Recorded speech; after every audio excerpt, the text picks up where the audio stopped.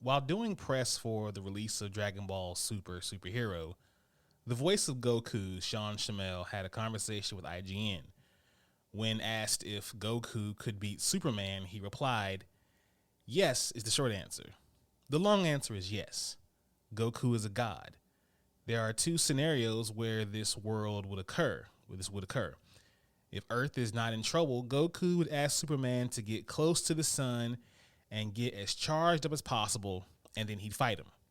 If Earth was in danger, he would fight him as long as he could, but then probably, if he wasn't having any success, he would probably just instant transmission Superman to a planet without a yellow sun.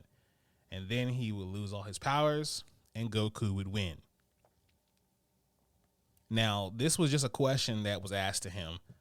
It wasn't a debate. It was an interview.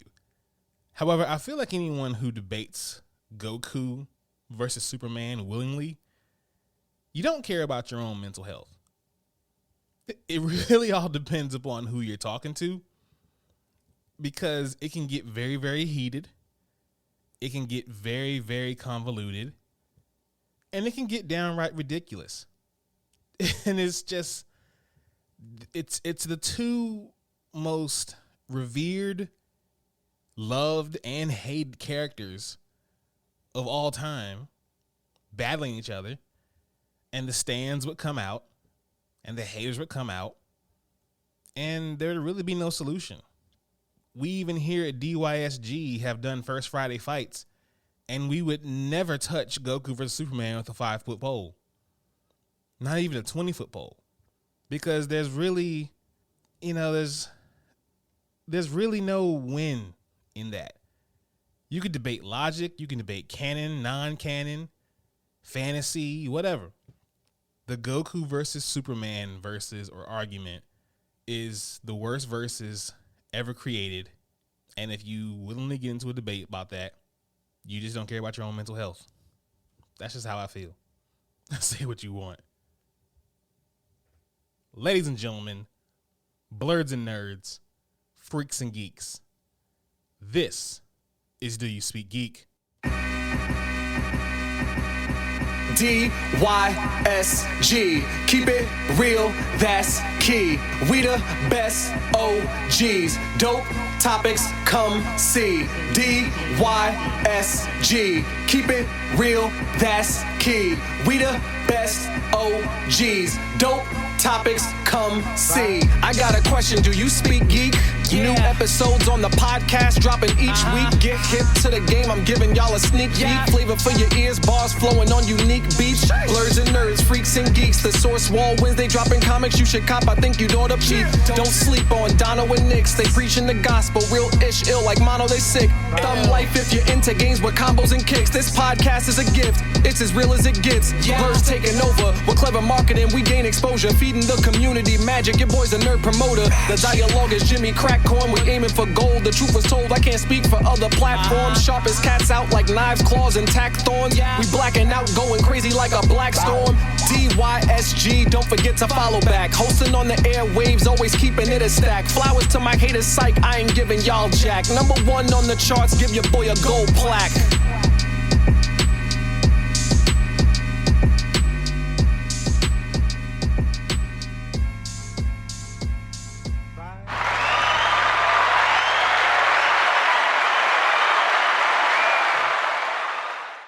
Yo, what's going on, people? It's your boy Nix.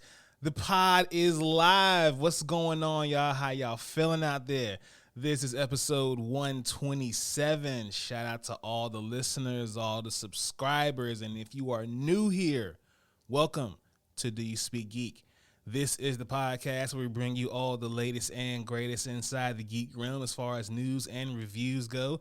Shout out to all the subscribers, man, all the followers, man. Y'all my family, man. I appreciate y'all so much. I am nothing without y'all. And, shout out to the podcast community, wherever you get your podcasts. If it be Spreaker, that's the home team. Or, Google Podcasts, Apple, Stitcher, iHeartRadio, Spotify. Wherever you get your podcast, please be sure to find Do You Speak Geek and hit that subscribe. Shout out to my boy Navy Montel, Miss Angie. We just wrapped up. Me and my wife just wrapped up, Katie Cosplay, the wonderful. Mwah, love you, baby. Just wrapped up recording an episode with them, so that'll be up soon. Y'all check that out. Y'all get a chance. It's the Blurticorn Speaks podcast, so please be sure to give that a subscribe as well. Not just because, we're on there, but because they're a dope podcast. So Blurticorn Speaks, check that out when you get a chance. DYSG.com, the central hub for everything DYSG.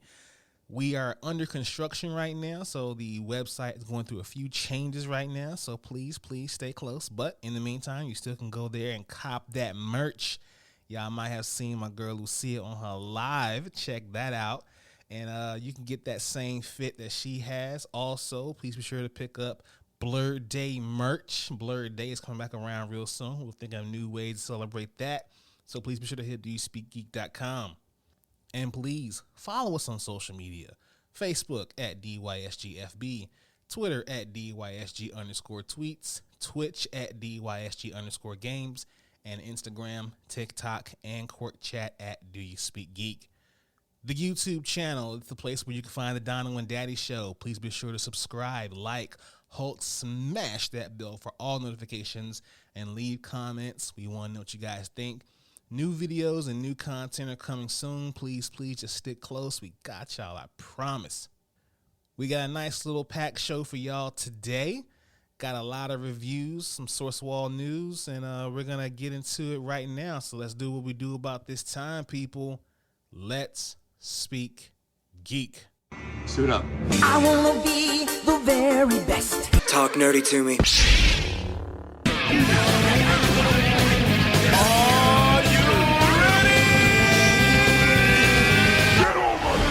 All right, we got reviews coming at you at rapid fire. Madden NFL 23. It takes a few good steps forward, but it seems to forget other aspects that will hopefully be addressed in the future. Field Sense is a good change that goes along with the other recent additions in the series. The changes will appease Madden fans looking for gameplay and franchise mode improvements, which is mainly the community that provided the feedback. So, for those of you who've been wanting to get back into Madden with a new revamped franchise mode, check that out. You will not be disappointed. The Sandman, Season 1, Episode 11. Oh, bonus episode. Hey, just as a welcome addition to the series, but a fitting epilogue that wraps up Season 1 on an even stronger note. Check that episode out and get a chance. House of the Dragon Season Premiere. Makes a strong, well-cast start into the Game of Thrones spinoff. We also have dragons, inbreeding, and resentment. Game of Thrones stuff. It's good to be in the backstabbing Westeros once again. Check that one out. The Google Pixel 6a. It is without a doubt a phone far better than its price would suggest. Google's Tensor processor offers smarts that will improve ease of use in meaningful ways, and there's a respectable hardware on this phone. It's pretty powerful. As good as the price is, the impending launch of the 7 is sure to be a price drop to the Pixel 6 and 6 Pro, which are ultimately better phones. But if you're shopping for a phone today, you won't go wrong with the 6A, but if you can wait, it'll likely be worth your while. If you're looking for a new phone, this is one to get if you're Team Android. The She-Hulk season premiere. It hits all the right notes as a sitcom while still nailing the beats you'd expect out of an entry to the Marvel Cinematic Universe.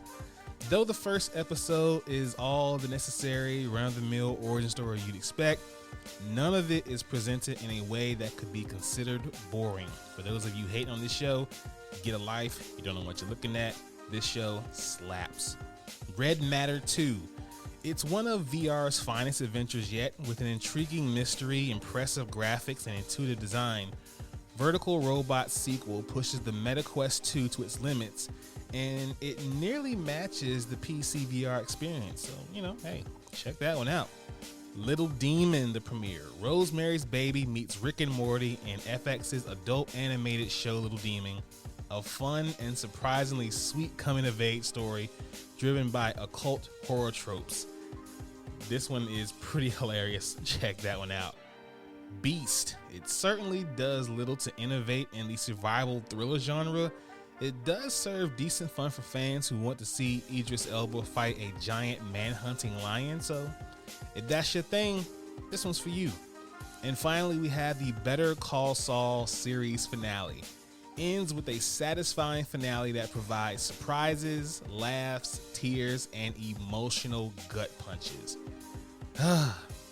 Nice little icing on the cake. The bow tie knot just wraps it up quite nicely. So that's the one right there. Check that out. Let's go ahead and hop into my favorite portion of the show. Y'all know the vibes. Source Wall. Man, you come right out of a comic book. Behold the source wall. Can you read, my son? Well, that depends. There is nothing wrong with reading a story and looking at the pictures. Enough said, Stan. Let's hop right into it. The pull list this week, we have AXE Judgment Day number 3.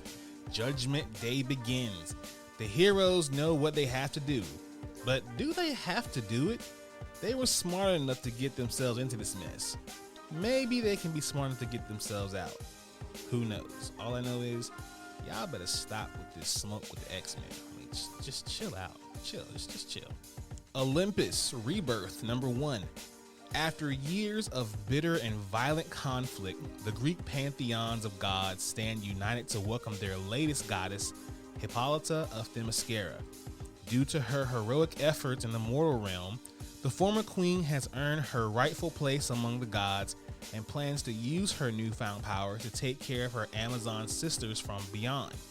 Little does she know, some of the gods are wary of her new future, Hippolyta begins, and will do just about anything to stop it. Join the Wonder Woman writing duo of Becky Colonan and Michael W. Conrad, along with artist Caitlin Yarsky in her DC debut for an unforgettable new adventure on Mount Olympus. It's only the beginning for many exciting things to come for Wonder Woman and her world. Check that one out, y'all. Might be dope. Book of Shadows number 2. Shadow Man, Hunk Mambo, Dr. Mirage, Eternal Warrior, and Shadow Man's new ward, my girl Persephone, confront a villain from the Veil. Exarch Fan has broken through to Earth, bringing with him the Book of Shadows, which is more than just your average tome. Death and destruction follow in Fane's wake. Can our heroes save the day, or will they run away to lick their wounds? Man, Persephone by herself got this. Come on, what you talking about? Let's get it. Damage Control number 1. From the creators of TV's Goldbergs, Marvel's unsung heroes finally get sung. After the mega-powered battles and Hulk-level catastrophes, Damage Control is always there to clean up the mess and get things back to normal. But Damage Control is much more than just a glorified cleanup crew, and this new series will pull back the curtain and reveal the secret inner workings that were previously only available to people with clearance level 8. And we'll witness it all through the eyes of Gus, a fresh-faced, eager newcomer to the company who has no idea how chaotic his life is about to become. Adam F. Goldberg and Hans Rodenoff team up with Will Robson to take you into the secret labyrinth of Damage Control, where it's totally common to run into familiar faces like Moon Knight, Nightcrawler, She-Hulk, and more. Plus, a second story by Damage Control creator Dwayne McDuffie's McSpouse, Charlotte Fullerin, as the Damage Control crew must clean up after the Infinity Gauntlet. Ooh, all right then, let's get it. And finally, we have Radiant Black 17. Marshall faces down a gauntlet of enemies, even much more determined than the last to take the Radiant from him by any means necessary. He needs a miracle. With the unexpected appearance of Radiant Yellow, will it be enough to turn the tide? I don't know, but we will have to see. So be sure to pick all those up this week at your local comic book store. Now in Source Wall news, Star Wars Jedi Battle Scars novel will tell a story between Fallen Order and Survivor. As detailed by StarWars.com, Star Wars Jedi Battle Scars will be written by Sam Maggs and published by Del Rey, and it, quote, finds Order 66 survivor Cal Kestis leading the Mantis crew on an adventure set between the critically acclaimed Star Wars Jedi Fallen Order video game and the highly anticipated Star Wars Jedi Survivor. If that wasn't enough for you, Dark Horse will be releasing the art of the Star Wars Jedi Survivor on May 2nd, 2023. This behind-the-scenes look will chronicle the development of the game, collecting concept art and creator commentary in an oversized full-color hardcover. So that should be pretty dope. We got some story that's going to link the two games together, plus Dark Horse is going to give you guys some amazing art. You can't beat that. Speaking of Dark Horse, The Ones, Brian Michael Bendis launches a bonkers new superhero comic. Having tackled many of the biggest franchises at Marvel and DC over the past several decades, Brian Michael Bendis is now focusing on creator-owned projects at Dark Horse. His latest new series, The Ones, is a superhero comedy with a truly killer concept. Co-created by artist Jacob Edgar, The Ones is a story about every hero who was ever told they were the one of a particular story. A singular warrior destined to save everything from destruction. It turns out the multiverse has one true version of the one, and these various would-be saviors are forced to band together to stop them.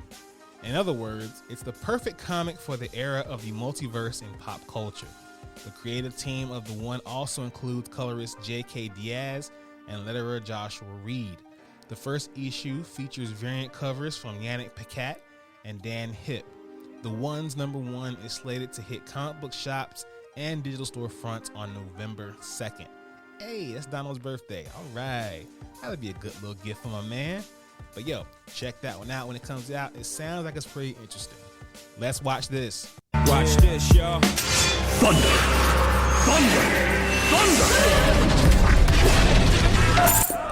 The Lannister always pays his debts. Whoa, dude. I am the villain of the story. All right, people. One Punch Man Season 3 has been announced. As reported by Crunchyroll, the official website for the One Punch Man TV anime, confirmed on Thursday that a third season of the hit show will be going into publication. A key visual drawn by character designer Chikaski Kubota was posted alongside the announcement. The artwork features Saitama and Garu, but it doesn't offer any teasers of what will actually evolve in the upcoming season. It don't matter. Cats is excited. One Punch Man Season 3, let's go. The CW is set to be acquired. According to Deadline, local TV giants Nexstar Media Group will acquire 75% of the CW, becoming the company's largest shareholder. Warner Bros. Discovery and Paramount Global will continue to own 12.5% of each. The CW has been home to some of the most groundbreaking and generation-defining programs, said Warner Bros. Television Group Chief Channing Dungey.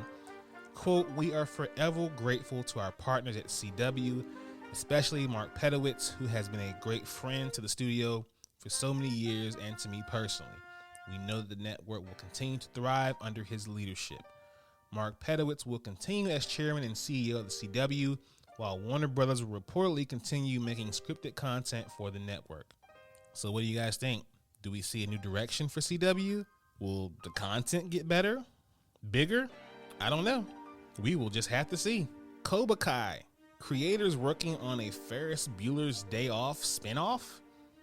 That's a tongue twister. Ferris Bueller's Day Off spinoff. Okay. According to Deadline, the upcoming comedy for Paramount Pictures will take place during the original movie, exploring the adventures of Sam and Victor, the two parking garage attendants who took the iconic Ferrari on a joyride during Ferris Bueller's Day Off. Sam and Victor's Day Off will be created by John Hurwitz, Hayden Schloskenberg, and Josh Held, who were also responsible for Cobra Kai, the hit Karate Kid spinoff. Now, me personally, I love Ferris Bueller. It's one of my favorite movies from the 80s of all time. It's in my DNA. But a spinoff of those two, I mean, maybe we get a spinoff of, I don't know, Ferris's kids or Cameron's kids or something. I don't know, but I mean, I'll check it out. But a spinoff of the guys who took the Ferrari? That's a good idea. I don't know. I'll give it a fair shake, but I don't know. And finally, HBO Max is removing 36 titles from streaming. Ooh, now according to Variety, the move is part of Warner Bros. Discovery's pending platform merge, which will combine HBO Max and Discovery Plus. Quote, as we work toward bringing our content catalogs together under one platform, we'll be making changes to the content confirming offering HBO Max on both their platform and Discovery Plus into one platform. This was said stated by HBO Max. That will include removal of some content from both platforms. Now, as far as HBO Max, some titles include Aquaman, King of Atlantis, The Not Too Late Show with Elmo, and Uncle Grandpa. How do you guys feel about this? I mean, I understand the merger has to happen, and you know, those two services are pretty heavy already with content. We can't really expect them to bring everything together under one umbrella and something not fall away. And of course, we know the price is going to go up eventually. But I don't know. What you guys think? It's not a good look right now, or, you know, it is what it is. Me, I don't know. I don't know about this one. But we'll see what happens, I guess. All right, gamers, let's hop into some life. Peace, love, and video games! It's on like Donkey Kong.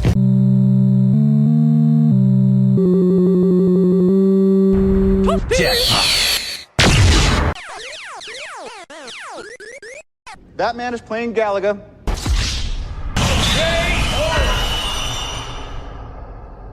All right, gamers, one piece of news here. The first ever Disney and Marvel game showcase is set to arrive. So the digital showcase will debut during the D23 Expo on September 9th and has already promised further updates on Marvel's Midnight Suns, Amy Hennig's Marvel Ensemble games from Skydance New Media, Lego Star Wars, The Skywalker Saga, and Disney Dreamlight Valley. Marvel Games, Lucas Games, and 20th Century Games will all be present at some degree during the showcase, bringing reveals, announcements, and trailers for new and upcoming games, according to Disney. The Disney and Marvel Games Showcase will be streamed simultaneously online, meaning even those not at the D23 Expo can watch along. It will be available on the Expo's YouTube and social media channels, alongside Disney and Marvel's main channels at 1 p.m. Pacific, 4 p.m. Eastern, and 9 p.m. UK. Pretty exciting news there. I hope we get some more Marvel games. Definitely more from Lucas. 20th Century has dope games. And yeah, we will see what happens. Hopefully we get a trailer for that Wolverine game. That looked promising. I don't know about y'all, but I'm ready to see that one. But D23 is already shaping up to be a hell of an event. I'm definitely going to be watching this simulcast. I don't know about y'all, but I am in. What do y'all think? But that's the pod, y'all. That's a little quick one today. You know, little quick pod. But, you know, that's your news. I hope you guys enjoyed yourself. I know I did. So I'm going to do what I do about this time and go ahead and get out of here.